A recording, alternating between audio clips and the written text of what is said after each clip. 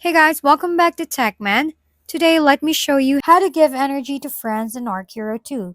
If you're wondering how to give energy to friends in Archero 2, here's a quick and easy guide. First, make sure you've added your friend in the game. Just head to the Friends section located right below the Task Center. Once you're on the Friends section, you'll see two main options: Receive Energy and Give Energy. Tap the Give Energy button on the right to send 1 unit of energy to your friend. It may seem small, but if you have lots of friends, say 50, you'll easily be able to claim up to 10 energy per day, which adds up quickly.